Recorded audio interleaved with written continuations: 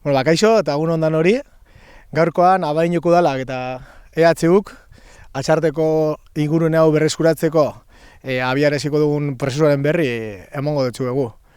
Izan ere, Atxarteko arrobi hauek 1971an hasi ziren esplotatzen eta urtez urte 5 urteko epeetan luzatzen joan zen 1996 urtera arte. Urte horretan aktibitatea erabat eten zen, baina orduko udaletxeak ez zuen enpresa derrigortu gune hau lehengoratzera, ezta? Hortaz, eta horren ondorioz, gaur egun dugun ingurune hau, sasoi hartako infrastrukturekin daukagu gaur egun ere,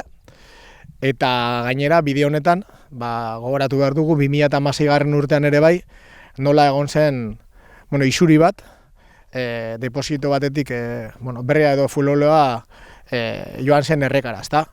Eta momentu hartan ere bai, ohartarazten genuen,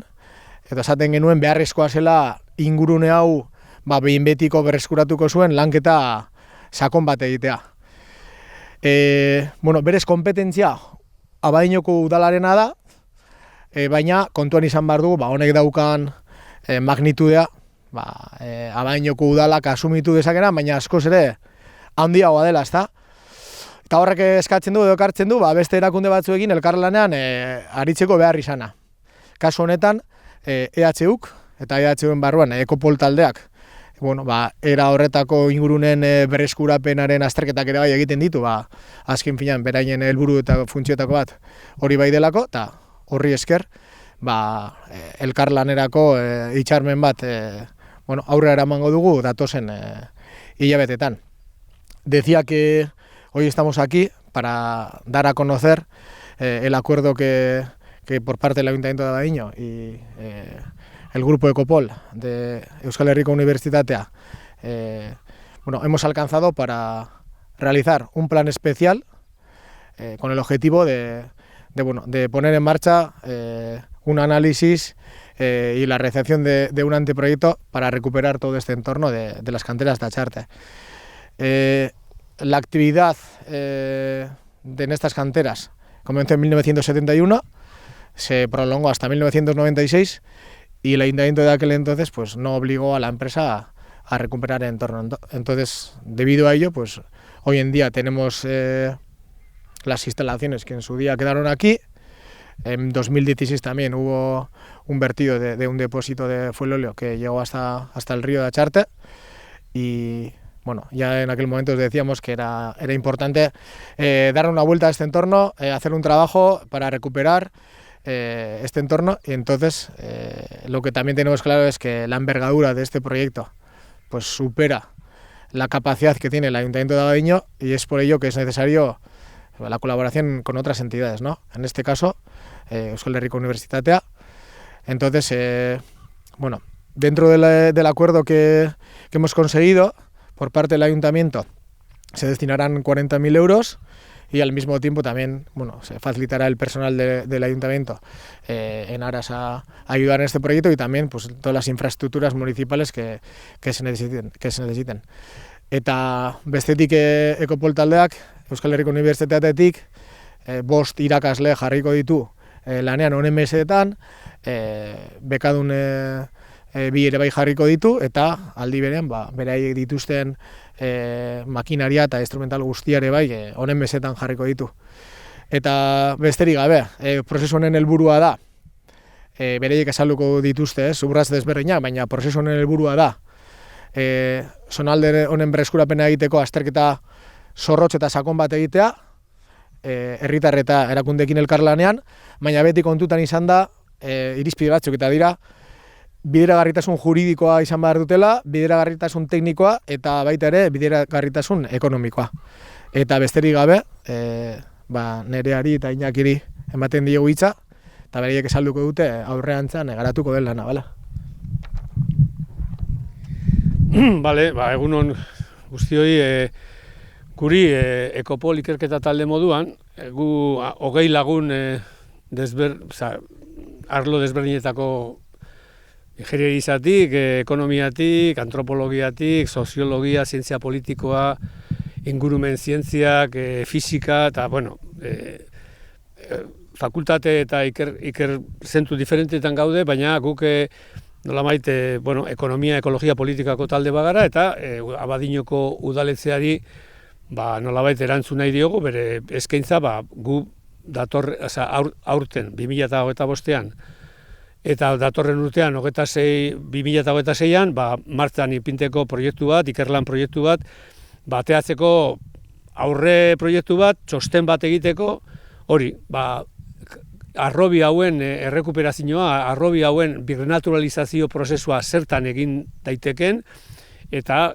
gero bai Europako, bai Madrileko edo Euskal Herriko instituzioek zenolako laguntza ekonomikoa eman alduten bideragarritasun,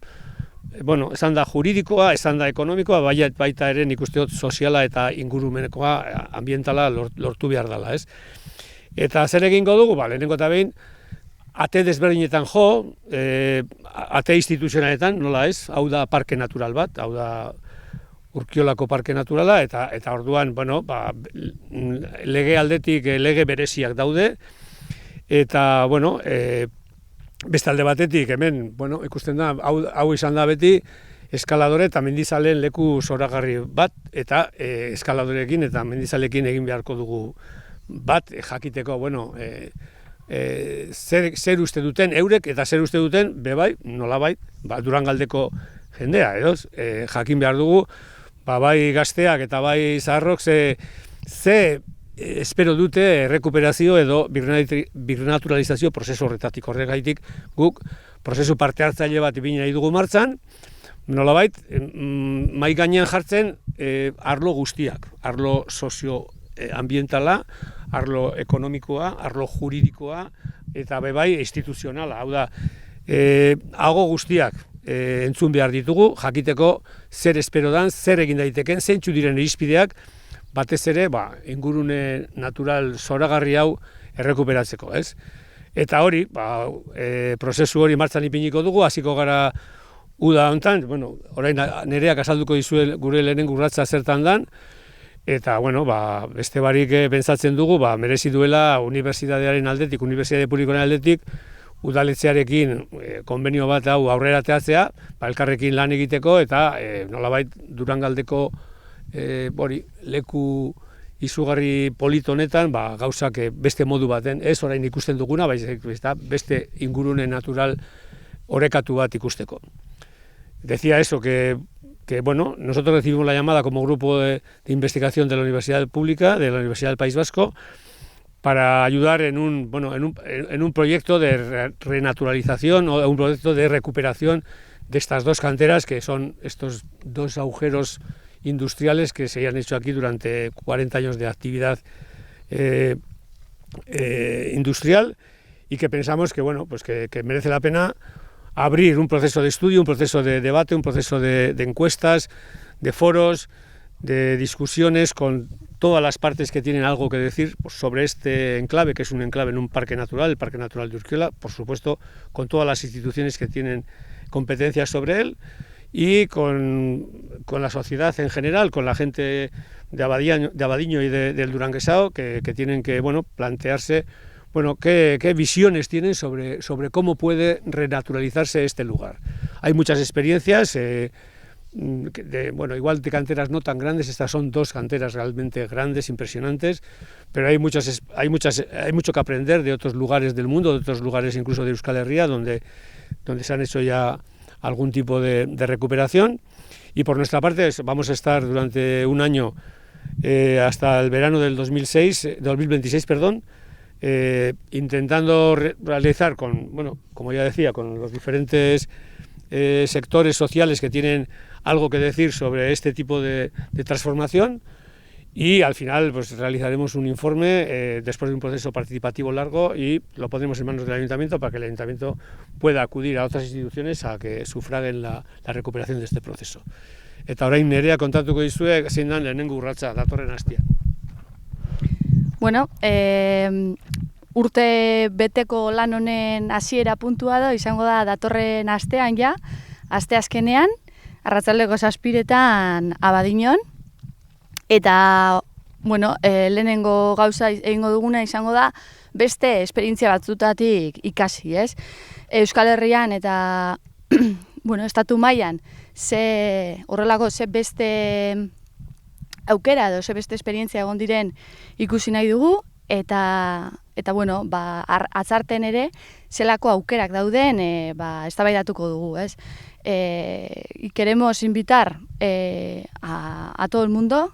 porque, como ha dicho bien Iñaki, esto va a ser un proceso participativo que durante todo un año, ¿no? Y queremos ya desde la semana que viene pues escuchar esas diferentes voces y vamos a traer bueno, pues 3 personas, 2 geólogos y un arqueólogo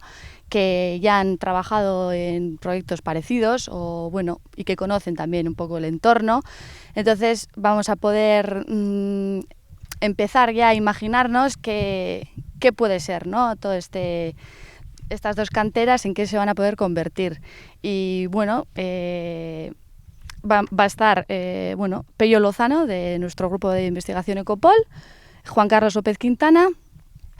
arqueólogo, y Laura Damas Moya también, pues, que ha tenido experiencia, por ejemplo, en la cantera de Ereño, que también pues, se ha recuperado y se ha puesto en valor la piedra de allí. Entonces, con todo esto queremos invitaros, ¿no?, a que vengáis el miércoles y pues empecemos este proceso todas y todos juntos. Bukatzeko besterik gabe, bueno, eskerrak eman EH Uri, Abaiñoko udalarekin batera lan egiteagatik. Decir que bueno, este tema se ha trabajado dentro del Ayuntamiento en la Comisión de Sostenibilidad por parte de todos los grupos municipales. Pues se comparte la necesidad de trabajar en este sentido. Entonces, bueno, creemos que es importante que el Ayuntamiento de Abadiño en su conjunto esté implicado en esto. También invitamos a toda la ciudadanía también a que participe activamente. Eta, bueno, hori, gonbidatu datorren asteazkenean izango dugun lehen inguru horretara, eta, bueno, hortik erostik etorriko diren parte hartze bide desberdinetara, ezta? Eta, bueno, eskerrik asko, eta galderari badaukazue, zerbait esateko badaukazue.